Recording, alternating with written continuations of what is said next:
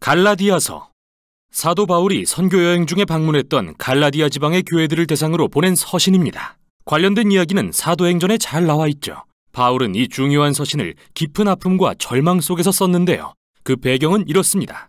기독교는 예루살렘에서 시작된 유대인의 메시아 운동이었지만 그 대상은 온 인류였습니다. 그래서 빠르게 이스라엘을 넘어 전파되어 갔습니다. 바울이 선교하던 당시 이 예수 운동에는 유대인의 수만큼이나 많은 이방인이 참여하고 있었는데, 이런 상황은 사도행전 15장에 나오는 것처럼 큰 논쟁을 불러일으키는 원인이 되었습니다. 역사적으로 하나님의 언약 백성은 이스라엘 민족에게 초점이 맞춰 있었고, 그들은 토라의 계명인 남성의 할례, 유대 음식법 코셔, 안식일 같은 관습을 지킴으로써 이방 민족과 구별됐습니다. 유대인 그리스도인 중에는 이 모든 이방인이 진정한 하나님의 가족이 되기 위해서는 토라의 율법을 지켜야 한다고 믿는 사람이 많았는데, 일부 열심인 유대인 그리스도인들이 갈라디아 지방의 교회들에까지 찾아오기에 이릅니다. 그들은 바울을 깎아내리면서 모든 이방인 그리스도인 남성에게 할례를 강요했습니다. 이에 많은 사람이 그렇게 했고, 이 사실을 알게 된 바울은 마음이 무너지고 화가 나서 이 서신을 쓰게 된 것입니다. 그는 먼저 십자가에 달리신 메시아의 복음을 요약해 들려주며 갈라디아 교인들에게 이의를 제기합니다. 그러고 나서 이 복음이 다민족으로 이루어진 예수님과 아브라함의 새로운 가족을 만든다고 주장한 다음, 이 복음이 어떻게 성령의 임재와 능력으로 사람들에게 참된 변화를 일으키는지 보여줍니다. 그는 갈라디아 교인들이 다른 복음, 즉 바울을 험담하고 할례를 강요한 이들이 주장한 복음을 받아들인 사실에 대해 당혹스러움을 표하며 글을 시작합니다. 그래서 바울은 먼저 자신이 전한 복음의 정당성과 사도로서의 권위를 변증합니다. 그는 부활하신 예수님에게 직접 이방인의 사도로 임명받았습니다. 사도행전에 기록된 대로 말이죠. 바울은 자신이 베드로나 야고보 같은 다른 사도들과 상의하려고 예루살렘에 간 것은 나중 일이라고 밝힙니다. 그가 이방인 그리스도인들에게 할례나 유대 음식법을 요구하지 않는다고 말했을 때 그들은 바울을 적극 지지했습니다. 그러나 갈등은 생각보다 깊었는데요. 베드로는 안디옥에 와서 여러 이방인과 시간을 보내고 있었습니다. 그런데 몇몇 보수파 유대인들이 안디옥에 나타나자 그들의 압박에 굴복하고 맙니다. 할례받지 않은 그리스도인들과 식사하기를 멈추고 그들과 거리를 둔 것이죠. 그러자 바울은 베드로와 정면으로 맞서 복음의 진리를 따르지 않는다며 그의 위선을 비판합니다. 바울이 볼 때 이 초신자 그리스도인들에게 할례와 율법을 강요하는 것은 여러 가지 이유에서 잘못된 일이었습니다. 먼저 그것은 복음에 대한 배반이기 때문입니다. 그의 말을 빌리자면 사람이 율법을 지키는 행위로 의롭게 되는 것이 아니라 예수 그리스도를 믿음으로 되는 것임을 알고 우리도 그리스도 예수를 믿은 것입니다. 여기서 의롭게 된다는 말은 의롭다고 선언받았다는 의미로서 바울이 중시한 구약의 개념인데요. 하나님이 의롭다고 선언하실 때 그 사람은 하나님과 올바른 관계를 갖게 됩니다. 죄를 용서받고 하나님의 가족의 일원이 되며 그분의 은혜로 인생이 변화되어 갑니다. 바울은 그 누구도 토라의 계명을 지킴으로써 의롭게 될 수 없으며 오직 예수님을 믿음으로써 그렇게 된다고 확신합니다. 다의적인 표현인데요.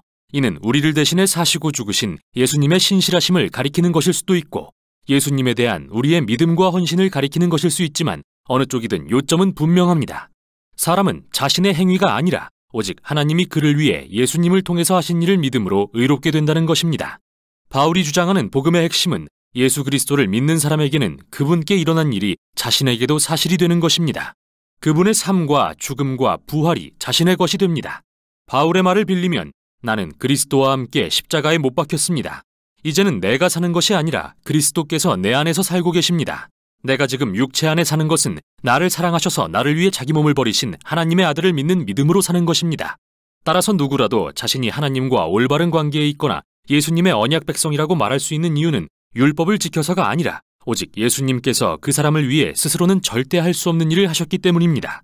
이제 우리는 예수님이 이루신 이 일을 깊이 이해함으로써 누가 하나님의 언약 백성이 될 수 있으며 그 새로운 가족의 일원으로 산다는 게 어떤 의미인지 중대한 깨달음을 얻게 됩니다. 그래서 바울은 먼저 창세기의 아브라함 이야기를 인용하면서 그가 어떻게 오직 믿음으로 하나님께 의롭다 여김을 받았는지 이야기합니다. 언젠가 모든 민족이 그와 그의 자손을 통해 하나님의 복을 받을 거라고 하신 그분의 약속을 신뢰했기 때문이죠. 언제나 하나님의 목적은 믿음에 근거해 그분의 백성이 된 사람들로 큰 다민족 가족을 이루시는 것이었습니다. 율법을 통해서가 아니라요. 그런데 중요한 의문이 생깁니다. 그럼 왜 하나님은 이스라엘에 율법을 주신 걸까요? 바울은 여기서 아주 간단 명료한 설명을 하고 후에 다른 서신인 로마서에서 설명을 완성하는데요. 그는 율법이 하나님이 아브라함에게 약속을 주신 훨씬 이후에 시내산에서 이스라엘에 주어졌다는 사실에 주목합니다.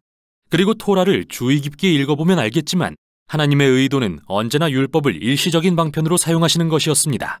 율법은 부정적 역할과 긍정적 역할을 모두 갖고 있었습니다.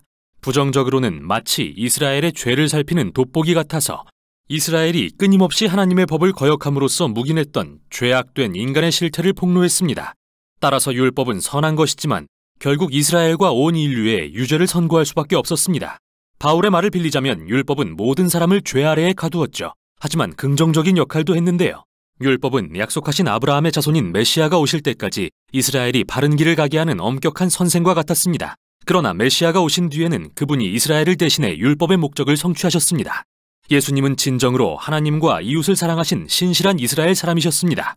또한 이스라엘의 왕으로서 그들의 죄로 인한 형벌과 실패의 결과를 짊어지고 죽으심으로 구원을 베푸셨습니다. 그래서 이제 아브라함의 자손이신 예수님을 통해 인종이나 사회적 지위나 성별과 관계없이 모두가 하나님의 복을 받을 수 있습니다. 바울이 볼 때 이방인 그리스도인에게 율법을 강요하는 것은 말도 안 되는 일이었습니다. 그건 마치 예수님이 하나님의 약속을 성취하지도 우리 죄를 해결하지도 않으신 것처럼 행동하는 것이며 예수님을 통해 주어진 새로운 자유와 성령의 선물을 무시하고 하나님의 약속과 복을 특정 민족에게 제한하는 것입니다. 하지만 바울의 반대파는 이렇게 주장할지도 모릅니다. 토라의 율법은 하나님의 뜻에 따라 살도록 주어진 입증된 지침인데 이방인들이 어떻게 율법 없이 그 뜻을 배우겠습니까? 이에 대해 바울은 5장과 6장에서 성령을 통해 우리를 변화시키시는 예수님의 임재가 핵심임을 설명합니다. 그는 토라의 율법은 선하고 지혜롭다고 말합니다. 사실 모든 율법은 내 이웃을 내 몸과 같이 사랑하라고 하신 예수님의 계명으로 요약됩니다. 그러나 율법은 그 자체로는 선하지만 이스라엘에 순종할 수 있는 능력을 주지는 못했죠. 반면에 기쁜 소식은 예수님이 우리를 대신해 율법을 성취하셨다는 것입니다. 그리고 성령을 통해 지금 우리 안에 살아계시며 그분의 백성을 새 사람으로 변화시켜 이웃을 사랑함으로써 율법을 이루게 하십니다. 계속해서 바울은 옛사람과 새사람을 대조합니다. 옛사람의 습관은 분명합니다. 비인간적인 행동을 일삼고 인간관계와 공동체 전체를 무너뜨립니다. 토라의 율법이 이런 일을 금지했다면 예수님은 그것들을 아예 십자가에 못 박아 죽게 하셨습니다. 그래서 예수님을 믿고 성령의 의지에서 사는 사람에게는 예수님의 생명이 그의 생명이 되어 바울이 말하는 성령의 열매가 맺히게 됩니다. 이야말로 예수님이 그분의 가족을 통해 재현하기 원하시는 삶의 방식이며 이로써 그들은 사랑, 기쁨, 화평, 오래 참음, 자비, 선함, 충성, 온유, 절제의 사람들이 될 것입니다.